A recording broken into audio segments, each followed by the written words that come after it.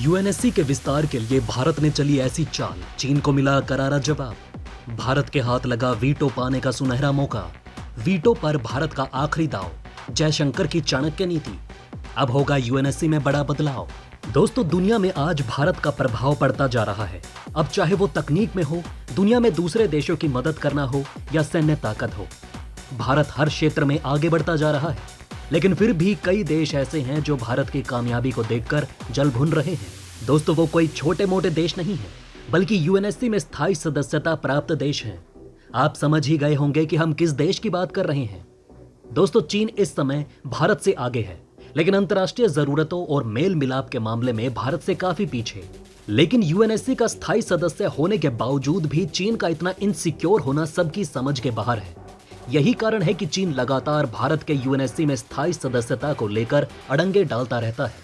लेकिन इस बार चीन को जवाब देने के लिए भारत के विदेश मंत्री एस जयशंकर एक ऐसे दौरे पर निकल चुके हैं जो खास तौर से यूएनएससी में विस्तार को लेकर है। साथ ही दोस्तों, ये सभी जानते हैं कि करारे जवाब देने में हमारे विदेश मंत्री का कोई मुकाबला नहीं।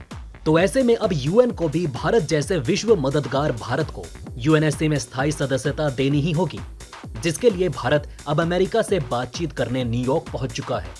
तो चलिए दोस्तों, क्या कुछ चल रहा है और इस दौरे में किन किन मुद्दों पर बातचीत होने वाली है, इसके बारे में हम आपको विस्तार से बताते हैं।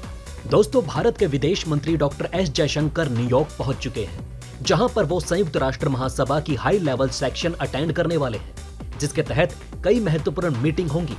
इसमें कई बड़े मुद्दों पर चर्चा की जाएगी। इसके अलावा डॉक्टर एस जयशंकर अमेरिका के 11 दिवसीय दौरे पर हैं। इस दौरान वो संयुक्त राष्ट्र की ही नहीं, बल्कि अमेरिका के साथ भी कई बड़े मुद्दों पर चर्चा करेंगे। अमेरिका में मौजूद डॉक्टर एस जयशंकर ने ये बात साफ तौर पर कही है कि भारत मल्टीलैटरलिज्म को आज भी समर्थन देता है और हम इसके लिए पूरे तरीके से तैयार हैं। दोस्तों, विदेश नीति में मल्टीलैटरलिज्म का ये मतलब होता है कि जब दो से ज्यादा देश एक साथ मिलकर किसी मुद्दे पर काम करते हैं और काफी उच्च स्तर की साझेदारी बनाकर एक समान फैसले लेते हैं, तो उसे हम लोग कहते हैं मल्टीलैटरलिज्म। यानी कि जैसे यूक्रेन मुद्दा है, अगर उस पर भारत अमेरिका के साथ साथ कई और देश एक साथ मिलकर बातचीत करें और एक समान फैसले लें, तो हम कहेंगे कि यह फैसला मल्टीलैटरलिज्म के सिद्धांतों को ध्यान में रखते हुए लिया गया है। दोस्तों, भारत ने हमेशा मल्टीलैटरलिज्म को समर्थन दिया है और आज भी ऐसा ही कर रहा है, जिससे पूरे विश्व में शांति बनी रहे और मानव जाति का विकास हो। दोस्तों, अमेरिका के न्यूयॉर्क शहर में होने वाली संयुक्त राष्ट्र महासभा की इस बैठक में वैसे तो कई महत्वपूर्ण मुद्दों पर बातचीत की जाएगी, लेकिन भारत इस मीटिंग के दौरान संयुक्त राष्ट्र की जरूरी बदलाव के ऊपर बातचीत करने वाला है। इसके अलावा भारत अमेरिका के साथ में अपने रिश्तों के ऊपर मंथन करेगा, ताकि भारत और अमेरिका के रिश्तों को और भी सुधारा जा सके। लेकिन भारत का मुख्य मुद्दा यहां पर संयुक्त राष्ट्र में बदलाव को लेकर होने वाला है। दोस्तों, हमने देखा है कि पिछले कुछ समय से भारत लगातार संयुक्त राष्ट्र में बदलाव को लेकर काफी ज्यादा एक्टिव हो चुका है। भारत काफी ज्यादा बढ़ चढ़कर संयुक्त राष्ट्र सुरक्षा परिषद में बदलाव को लेकर बयान दे रहा है। इसके अलावा भारत की इस कोशिश को फ्रांस जैसे मित्र देशों का भी पूरा समर्थन मिला है। जैसे कि फ्रांस के विदेश मंत्री कैथलीन कोलोना जब भारत आई थी, तो उन्होंने ये बात साफ तौर पर कही थी कि फ्रांस भारत के संयुक्त राष्ट्र सुरक्षा परिषद में स्थायी सदस्यता को पूरा समर्थन देता है। इसके अलावा समय समय पर अमेरिका, ब्रिटेन और रूस ने भी भारत यूएनएससी स्थायी सदस्यता को अपना समर्थन दिया, लेकिन हर बार केवल चीन ही भारत के लिए परेशानी खड़ी कर देता है। चीन भारत के लिए काफी बड़ी परेशानी बन चुका है। दोस्तों, चीन न सिर्फ भारत के साथ सीमा विवाद में उलझा हुआ है, बल्कि अंतर्राष्ट्रीय स्तर पर भी चीन भारत को काफी नुकसान पहुंचाने की कोशिश कर रहा है।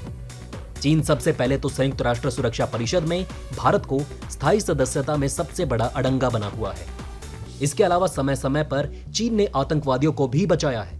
यानी कि चीन अब इस हद तक गिर चुका है कि वो अंतर्राष्ट्रीय स्तर पर भारत के खिलाफ कदम उठाने के लिए आतंकवादियों को भी बचाने से पीछे नहीं हट रहा, जिससे हम इस बात का अंदाजा लगा सकते हैं कि चीन कभी भी नहीं चाहेगा कि भारत, जो कि उसका एक पड़ोसी देश है, विश्व की 5वीं सबसे बड़ी अर्थव्यवस्था और तीसरी सबसे बड़ी शक्ति है, एकमात्र ऐसी जगह जहां पर चीन भारत से एक तरफा बढ़ चुका है, वहां पर चीन की बराबरी कर ले, यानी कि संयुक्त राष्ट्र सुरक्षा परिषद।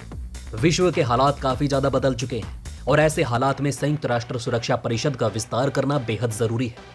दोस्तों, केवल भारत ही नहीं, बल्कि भारत के अलावा जापान, ऑस्ट्रेलिया, कनाडा, जर्मनी और ब्राजील जैसे कई और देश ऐसे हैं जो कि संयुक्त राष्ट्र सुरक्षा परिषद की स्थायी सदस्यता के हकदार नजर आते हैं। और अगर केवल 5 देश संयुक्त राष्ट्र सुरक्षा परिषद में बैठकर पूरी दुनिया की किस्मत का फैसला करते रहेंगे तो संयुक्त राष्ट्र बहुत ही जल्द अपना महत्व और प्रभाव खो देगा। दोस्तों, अब दुनिया हर स्तर पर मल्टीलैटरलिज्म की तरफ बढ़ रही है। विश्व में मौजूद छोटे से छोटा देश भी धरती की परेशानियों को सुलझाने में अपना योगदान देना चाहता है, और अगर उन्हें बोलने और फैसला लेने की बराबरी का हक नहीं दिया जाएगा तो संयुक्त राष्ट्र का महत्व खत्म होने लगेगा।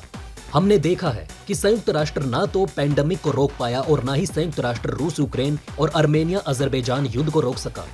कुल मिलाकर देखा जाए तो संयुक्त राष्ट्र विश्व की सबसे बड़ी परेशानियों को सुलझाने में लगभग पूरी तरह से नाकाम रहा है। ऐसे में भारत के विदेश मंत्री का स्वयं संयुक्त राष्ट्र में बदलाव के बारे में बात करना काफी बड़ी घटना होने वाली है।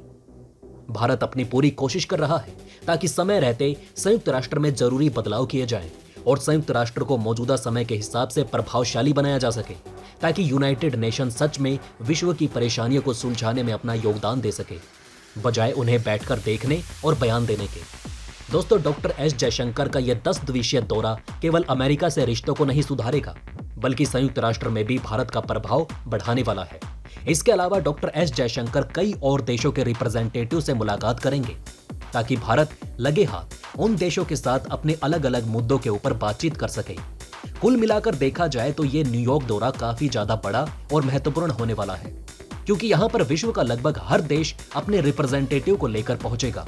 इसलिए कूटनीतिक मामलों पर बातचीत करने के लिए यह सबसे अच्छा समय होने वाला है, और इसलिए भारत भी अपनी पूरी कोशिश करेगा कि इस मीटिंग को ज्यादा से ज्यादा सफल बनाया जा सके। वहीं पर दोस्तों, इस मीटिंग से जुड़ी कोई भी नई अपडेट निकल कर आती है तो हम वीडियो लेकर आप तक हाजिर जरूर हो जाएंगे। फिलहाल आपका डॉक्टर एस जयशंकर के इस 10 दिवसीय दौरे को लेकर क्या कहना है, हमें कमेंट कर अपनी राय जरूर बताएं। वेल दोस्तों, ये थी खबर भारत के विदेश मंत्री एस जयशंकर के न्यूयॉर्क दौरे से जुड़ी, जहां जयशंकर जी 11 दिन के अमेरिकी दौरे पर रहेंगे। इस दौरान भारत और अमेरिका के रिश्तों को सुधारने और आगे बढ़ाने को लेकर तो बातचीत होगी ही, साथ ही भारत के संयुक्त राष्ट्र सुरक्षा परिषद में स्थायी सदस्यता को लेकर भी बातचीत होगी। वैसे आपका इन खबरों के बारे में क्या कहना है, हमें कमेंट में जरूर बताएं। वहीं अगर आप चाहते हैं कि ऐसी इन्फॉर्मेशन ज्यादा से ज्यादा लोगों तक पहुंचे तो इस वीडियो को शेयर जरूर करें, और अगर हमारी ये वीडियो आपको पसंद आई हो तो लाइक करना ना भूलिएगा। साथ ही अगर अभी तक आपने हमारे चैनल को सब्सक्राइब नहीं किया है तो प्लीज हमारे चैनल को सब्सक्राइब जरूर करें। खुश रहें, अपना ध्यान रखें। फिर मिलेंगे एक नई इन्फॉर्मेशन के साथ, तब तक के लिए जय हिंद, जय भारत।